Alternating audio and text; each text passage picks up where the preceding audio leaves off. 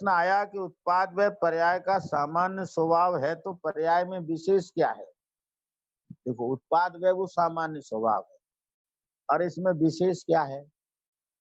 तो सुनो, पर्याय में निमित्त के सद्भाव अभाव की अपेक्षा समय समय भिन्नता प्रकट करने वाला भाव विशेष है। जो उत्पाद व्यय हुआ है वो प्रति समय अलग अलग हो रहा है। जो अलग अलग हो रहा है वो उसकी विशेषता है। और निमित्त की अपेक्षा से कहे तो उसमें कर्म के उदयादि निमित्त है। तो अब इसमें विशेष क्या समझ में आया ना। क्या उत्पाद हुआ और क्या व्यय हुआ, इसका उत्तर विशेष है।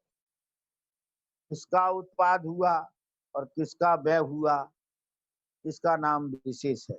कितना उत्पाद हुआ और कितना व्यय हुआ, इसका नाम विशेष है।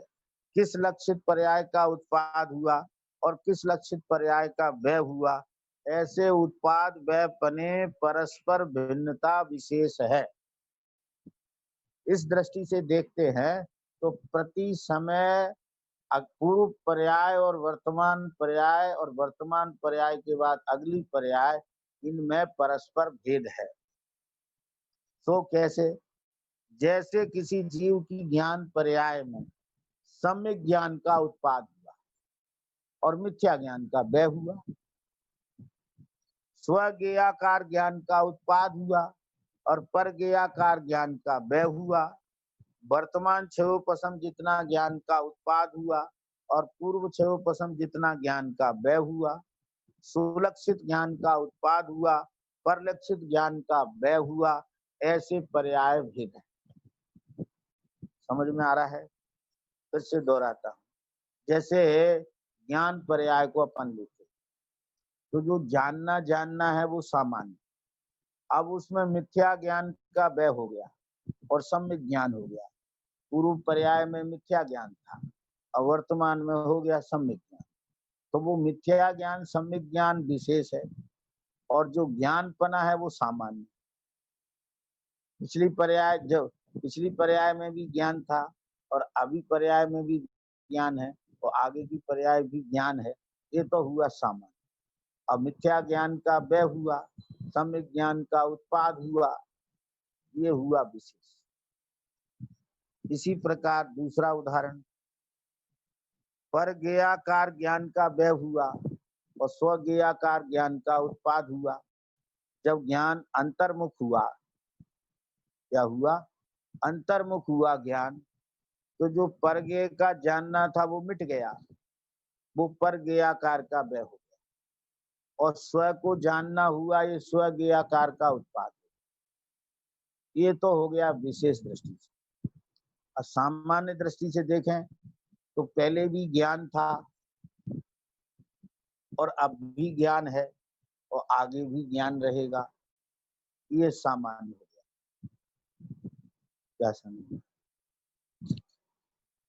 इसी प्रकार अब तीसरा उदाहरण, वर्तमान क्षयोपशम जितना ज्ञान का उत्पाद, पूर्व क्षयोपशम जितना ज्ञान का व्यय, सुलक्षित। अब जो ज्ञान जितना क्षयोपशम था उतना ज्ञान है और पहले पूर्व पर्याय में जो ज्ञान था वो पूर्व पर्याय में जितना क्षयोपशम था उतना ज्ञान था। तो इस प्रकार पूर्व पर्याय और वर्तमान पर्याय के ज्ञान में अंतर हो गया। ये तो हो गया विशेष। लेकिन अब कितना था, ये बात गौर कर दो, तो पहले भी ज्ञान था और अभी भी ज्ञान है और आगे भी ज्ञान होगा। ये हो गया ज्ञान सामान्य। अब चौथा उदाहरण सुनो इसी ज्ञान के संबंध में। क्या? सुलक्षित ज्ञान का उत्पाद और परलक्षित ज्ञान का व्यय। क्या ख्याल में? जब ज्ञान सुलक्षित हुआ, माने पर से लक्ष्य हटकर वो ज्ञान का लक्ष्य स्व पे गया, तो सुलक्षित ज्ञान का उत्पाद हो गया और परलक्षित ज्ञान का व्यय हो गया। ये तो हो गया विशेष। अब जब परलक्षित ज्ञान था तब भी ज्ञान ही था और सुलक्षित हुआ तब भी ज्ञान ही है। तो ज्ञान ज्ञान ज्ञान ज्ञान ही है, ये हो गया सामान्य। और परलक्षित ज्ञान का व्यय और सुलक्षित ज्ञान का उत्पाद, ये विशेष हो गया।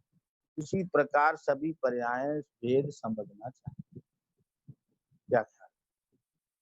ज्ञान की उत्पाद व पर्याय, उत्पाद व रूप पर्यायों में भी देखें तो सामान्य पने केवल ज्ञान ज्ञान ज्ञान ज्ञान ज्ञान ज्ञान ज्ञान ही रहता है, और ज्ञान में इंद्रिय कर्म के उदय अनुदय क्षोभ पसम कुछ भी नहीं है।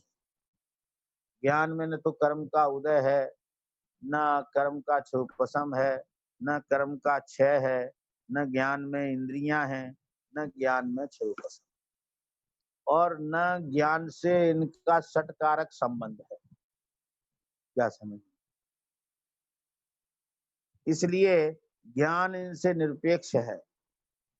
इसलिए बस केवल ज्ञान ज्ञान ज्ञान है, अन्य कुछ नहीं। ज्ञान पर्याय की भांति सभी पर्यायों का सामान्य विशेष जानना। क्या समझ? इसी प्रकार सभी पर्यायों का सामान्य विशेष समझना। ऐसा ये ज्ञान पर्याय का बताया, इसी प्रकार सभी पर्यायों का समझना।